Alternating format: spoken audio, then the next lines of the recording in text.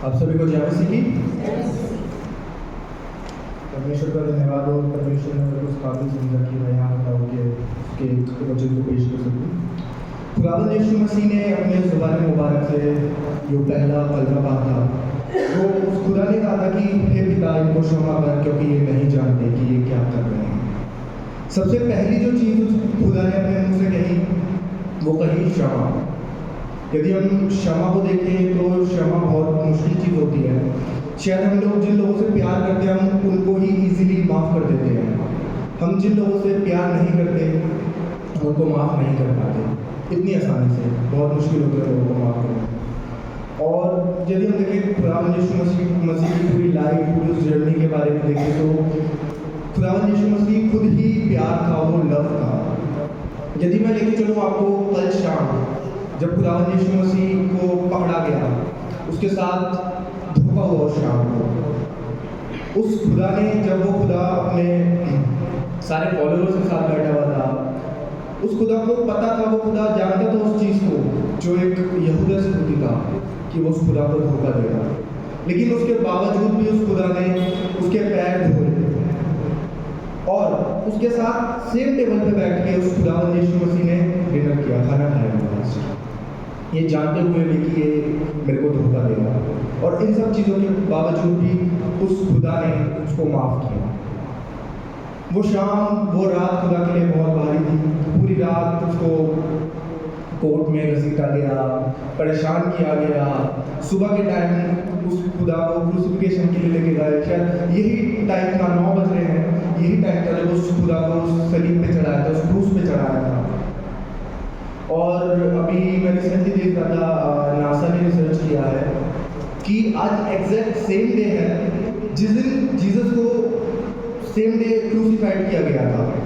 वो दिन, आज का दिन बहुत पूरा मैच करता है। तो आज का दिन कितना पवित्र है, इस दिन का महत्व हम समझ सकते हैं कि सचमुच आज वही दिन है जब खुदावंद यीशु मसीह को सूली पे चढ़ाया गया। और यही वो टाइम था जब उस खुदा को सूली पे चढ़ाया गया था। लगभग 12 बजे के करीबन पूरे आसमान में अंधेरा छा गया था जब वो खुदा उस क्रूस पे था, जब उस पीड़ा को सह रहा था, उस दर्द को सह रहा था। और 3 बजे करीब उस खुदा ने अपने प्राण छोड़े। यदि हम देखें इसमें, उस खुदा ने जो 39 कोड़े खाए, उस खुदा का मजाक उड़ाया गया, उस खुदा को मारा गया, उस खुदा पे थूका गया, इन सब चीज़ों के बावजूद भी उस खुदा ने ये सब चीज़ें भूल कर हम सब लोगों को माफ़ किया। जितने लोगों ने उस पर जुल्म किए, जितने लोगों ने उस पर अत्याचार किए, वो सब चीज़ों को माफ़ किया। लेकिन खुदावंद यीशु मसीह को उस क्रूस पे, उस सूली पे चढ़ाया क्यों गया? यदि हम देखें, जो वहाँ के लोग थे, जो याजक थे, जब परमेश्वर प्रचार करता था, जो टीचिंग थी उस खुदावंद यीशु मसीह की, तो उन लोगों में एक जेलसी फैक्टर था कि हाँ, ये कौन है। वो उससे पूछते थे, तू कौन है? खुदावंद यीशु मसीह का इस बात पे भी मजाक उड़ाया गया कि क्या तू यहूदियों पर आ जाए। इस चीज़ पे भी उस खुदा का मजाक उड़ाया कि देखो ये यहूदियों पर आ जाओ और ये क्रूस पे लटका हुआ है। खुदावंद यीशु मसीह ने कहा था कि मैं इस मंदिर को ढा के 3 दिन में बना दूंगा। उस टाइम वो खुदावंद यीशु मसीह उस मंदिर की नहीं, वो अपनी बात कर रहे थे। और वाकई में उस खुदा ने वो चीज़ करके दिखाई। वो तीसरे दिन फिर जी उठा था। पर उन लोगों ने ये चीज़ शायद गलत समझी। उन लोगों ने ये समझा कि वो शायद सचमुच मंदिर की बात कर रहा है, जो उस खुदा का मंदिर था, कि इस मंदिर को गिरा के 3 दिन में बना देगा। यदि हम देखें मरकुस 15:29 से 30 आयत में लिखा है, और मार्ग में जाने वाले सिर हिला हिलाकर और यह कहकर उसकी निंदा कर रहे थे, वाह, मंदिर को ढा देने वाले और 3 दिन में बना देने वाले, क्रूस पर से उतरकर अपने आप को तो बचा ले।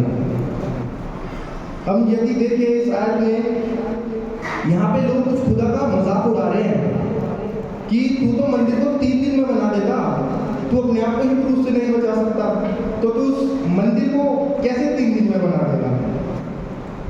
लेकिन फिर भी उस खुदा ने क्या कहा कि हे पिता, इनको माफ़ कर, क्योंकि ये नहीं जानते ये क्या करते हैं। और वाकई में वो लोग नहीं जानते थे कि वो लोग क्या कर रहे हैं। उनको नहीं पता था, उन्होंने निर्दोष को इतनी सजा दी है, जिस खुदा ने हमारे सब पाप अपने ऊपर ले लिए। यदि हम इसी माफ़ी के ऊपर देखें तो बहुत ही मुश्किल हो जाती है। कई बार कुछ ऐसी चीज़ें हमारे सामने आ जाती हैं कि हम सामने वालों को नहीं माफ़ कर पाते हैं, या कुछ भी XYZ रीज़न होते हैं, किसी ने मेरे साथ बहुत बुरा करा, इसने मेरे साथ ऐसा करा, या इसने मेरे साथ ऐसा करा।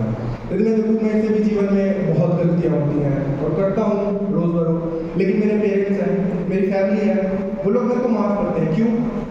क्योंकि वो मेरे से प्यार करते हैं।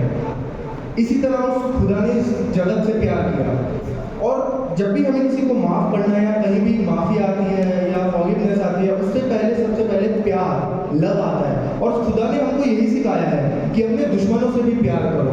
जब तक हम अपने दुश्मनों से भी प्यार नहीं करेंगे तो शायद हम वो माफ़ी को और उस फॉरगिवनेस को नहीं, सामने वाले को फॉरगिव नहीं कर पाएंगे। यदि हम देखते हैं उस खुदा को, जब वो उस क्रूस पे लटका हुआ था, तो वो एक मीडिएटर था, वो एक पापी मनुष्य इस जगत के लिए, पर एक वो पवित्र परमेश्वर भी था।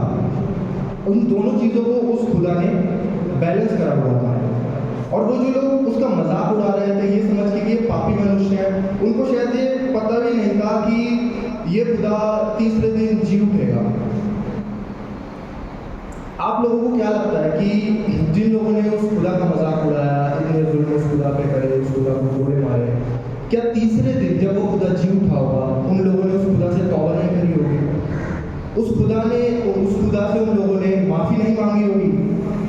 लेकिन उस खुदा का प्रेम इतना था, उसने ये नहीं बोला कि तुम जब तीसरे दिन मेरे से माफ़ी मांगोगे मैं तुम्हें जब माफ़ करूँगा। उस खुदा ने उस क्रूस पे जो सबसे पहला वचन बोला वो माफ़ी के ऊपर ही बोला। उसने उन लोगों के लिए माफ़ी मांगी। यदि हम देखें बाइबल के अकॉर्डिंग, तो बाइबल में हमें बहुत सारे ऐसे इंसिडेंट्स मिल जाएंगे, इतनी सारी स्टोरीज मिल जाएंगी जो माफ़ी के ऊपर है। सबसे पहले हम उस स्टोरी को जानते हैं जो दो भाइयों की कहानी थी, जो छोटा भाई अपना शेर लेके चला जाता है और उसके बाद फिर वापस आता है लौट के, लेकिन फिर उसका पिता क्या करता है, उसको माफ़ करता है और उसको अपनाता है।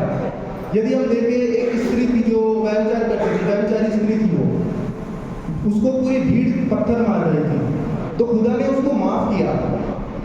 खुदा ने कहा कि इस स्त्री को वही पत्थर मारेगा जिसने कोई पाप ना किया। कोई भी नहीं था वहाँ पे ऐसा। तो खुदा ने उस औरत को माफ किया, उसको बोला कि आज के बाद पाप मत करना।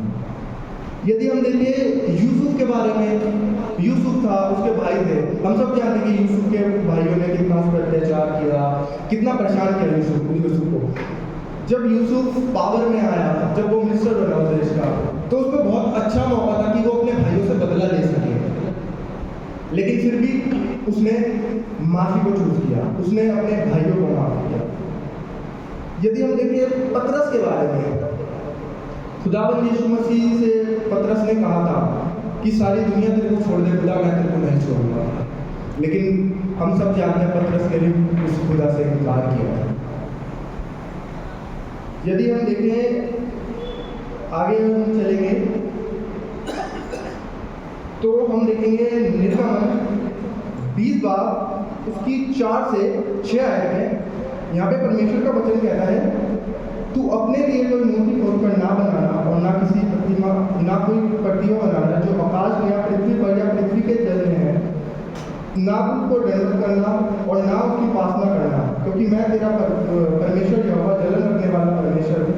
और जो मुझ पर बैर रखते हैं उनके बेटों, पोतों और पोतियों को भी मृतों का दंड दिया करूँगा। और जो मुझसे प्रेम रखते हैं और मेरी आज्ञाओं को मानते हैं उन हजारों पर करुणा किया करूँगा। यदि हम देखें माफ़ी के बारे में, हम शायद ये चीज़ हर साल से सुनते हुए आ रहे हैं कि परमेश्वर ने माफ़ किया, परमेश्वर के करीब आओ, उस खुदा से माफ़ी मांगो। ये सब चीज़ें हम सुनते हुए आ रहे हैं कई सालों से, शायद अपने बचपन से सुनते हुए आ रहे हैं। बट बाइबल में कुछ ऐसी चीज़ें हैं जिनकी माफ़ी नहीं है। हम हर बार ये चीज़ देखते हैं कि खुदा से माफ़ी मांगो, खुदा माफ़ कर देगा, कोई बात नहीं, अभी तुम तौबा कर लो। लेकिन यदि हम ये 10 आज्ञाएं देखें तो सेकंड में उस खुदा ने कहा है कि तू मूर्ति पूजा ना करना, साफ मना है, और इस चीज़ की कोई माफ़ी भी नहीं है। उस खुदा ने क्लियर बोला है इस आयत में कि मैं जलन रखने वाला परमेश्वर हूँ, और अगर तुम ये काम करते हो तो तुम्हारे बेटे, बेटियों, पोतों और पोतियों से भी बदला लिया जाएगा। आज मैं देखता हूँ बहुत से मसीह लोग हैं जो इधर उधर बिजी रहते हैं, मसीह को भी मानते हैं, वो भी नाम के लिए मानते हैं, और भी दूसरी चीज़ों के पीछे चलते रहते हैं। तो ये बहुत ही शर्म की बात है हमारे लिए कि हम इन सब चीज़ों के पीछे चल रहे हैं और इन सब चीज़ों को भी फॉलो कर रहे हैं, क्योंकि उस खुदा ने क्लियर बोला है कि मैं जलन रखने वाला परमेश्वर हूँ और इस चीज़ की कोई माफ़ी नहीं है। यदि हम ये सब कार्य कर रहे हैं, हमारे जीवनों से ये सब चीज़ें हो रही हैं, तो हम बहुत ही गलत ट्रैक पे हैं और इस चीज़ की कोई माफ़ी नहीं है। और जब हिसाब होगा तो एंड में आप लोग ये भी नहीं कह सकते कि खुदा हमें माफ़ कर दे, हमें नहीं पता था, क्योंकि ये तो सीधा ये तो सब बच्चों को भी याद होती है 10 आयतें, लेकिन हम फिर भी इन सब चीज़ों को भूल के आगे बढ़ते रहते हैं और वही अपने रोज़मर्रा के काम करते रहते हैं। यदि हम और आगे बढ़े यहीं निर्गमन की बात में, इसकी 9 से 11 आयत में लिखा है, 6 दिन तो तू परिश्रम करके अपने सब काम काज करना, परंतु 7वें दिन परमेश्वर यहोवा के लिए विश्राम दिन है, उसमें ना तो तू किसी भांति का काम काज करना, और ना तेरा बेटा, ना तेरी बेटी, और ना तेरा दास, ना तेरी दासी, ना तेरे पशु, ना कोई परदेसी जो तेरे फाटक के भीतर हो, क्योंकि 6 दिन में यहोवा ने आकाश और पृथ्वी और समुद्र और जो कुछ उसमें है सबको बनाया और 7वें दिन विश्राम किया। इस कारण यहोवा ने विश्राम दिन को आशीष दी और उसको पवित्र ठहराया। यहाँ पे खुदा कहता है कि 7वें दिन के बारे में, जो उस खुदा ने 7वें दिन को पवित्र ठहराया है, उस दिन का महत्व शायद हम लोग नहीं समझते हैं। जो उस खुदा के उस 7वें दिन के महत्व को समझता है, जो उस खुदा के पीछे चलता है, उस खुदा की हुजूरी में आता है, उस संडे के दिन खुदा उसके बेटे बेटी पोते और पोती को आशीषें देगा। जो खुदा ने कहा है ना कि मैं जलन रखने वाला परमेश्वर हूँ और मैं तेरे बेटे बेटियों से पोते पोतियों से बदला दूंगा, वही खुदा ये भी कहता है अगर तू इस चीज़ को फॉलो करेगा, अगर तू मेरी बात मानेगा, मेरे पीछे चलेगा, उस दिन को पवित्र मानेगा, तो मैं तेरे बेटे बेटी पोते पोतों को आशीष भी दूंगा। ये नहीं है कि वो खुदा बस सजा देना जानता है या परेशान करेगा वो खुदा तुम्हें अगर तुम सही काम नहीं करोगे, लेकिन अगर तो तुम सही काम कर रहे हो तो वो खुदा तुम्हें उससे दुगनी आशीषें भी देगा। अब ये चॉइस हमारे पास है कि हमें किस साइड जाना है, कि हमें उस खुदा से जिंदगी भर माफ़ी मांगते रहना है गलत काम करके, या जैसा उस खुदा ने हमें बोला है हमें वो चीज़ करनी है। मैं अपने आप को बहुत ही ब्लेस्ड मानता हूँ कि खुदा ने मेरे को एक मसीह परिवार में पैदा किया। मैं शुरू से मेरी नींव ऐसी रही है कि मेरे पापा, मेरे दादा, जब भी मैंने इन लोगों को देखा है, हमेशा चर्च में ही देखा है, तो शायद ये चीज़ मेरे में वहाँ से आई है। और ये वही ब्लेसिंग्स होती हैं जो जनरेशन पूरी चलती रहती हैं। हम शायद इस चीज़ के काबिल नहीं हैं। मैं अपनी लाइफ में शायद जो भी कर रहा हूँ या जो भी चीज़ें मैंने अभी तक अचीव करी अपनी लाइफ में, शायद मैं वो 1% भी डिजर्व नहीं करता, लेकिन ये उस खुदा की, उस परमेश्वर की आशीषें हैं कि जब हम उस खुदा के पीछे चलते हैं तो वो ये सारी आशीषें हमें देता है, चाहे हम उस चीज़ के काबिल भी ना हो, फिर भी पिता परमेश्वर हमें उस चीज़ से कई ज़्यादा और बहुत ज़्यादा देता है। यदि हम बाइबल में देखें तो हमें बेसिकली 2 कैरेक्टर्स मिलते हैं माफी के ऊपर भी। एक यहूदा इस्करियोती और एक वो डाकू जो उस क्रूस पे लटका हुआ था। यदि हम देखें दोनों के बारे में, तो अगर मैं यहूदा इस्करियोती की बात करता हूँ तो हम सब जानते हैं कि उसने खुदावंद यीशु मसीह को धोखा दिया था। उसने चंद चांदी के सिक्कों के लिए उस खुदा को पकड़वाया था। उससे ये चीज़ कही गई थी वहाँ के लोगों से कि हमें खुदा को पकड़वाना है तो तेरे को हमारे साथ देना। और उसने यहूदा इस्करियोती ने कहा था कि मैं जिस आदमी को जाके चुंबन करूँगा वही वो आदमी होगा, तो तुम जाके उसको पकड़ लेना। उस यहूदा इस्करियोती ने उस परमेश्वर को धोखा दिया था। और यदि हम उस डाकू के बारे में देखें तो उसने जीवन भर गलत काम किए थे, लेकिन अंत में आके उसने उस खुदा से तौबा करी थी, उसने उस खुदा को पहचाना था। लेकिन जो यहूदा इस्करियोती था वो खुदा के साथ रहता था, खुदा के साथ संगति करता था, उठना बैठना चलना फिरना उस खुदा के साथ था, उसके बावजूद भी उसने धोखा देना उस खुदा को प्रेफर किया।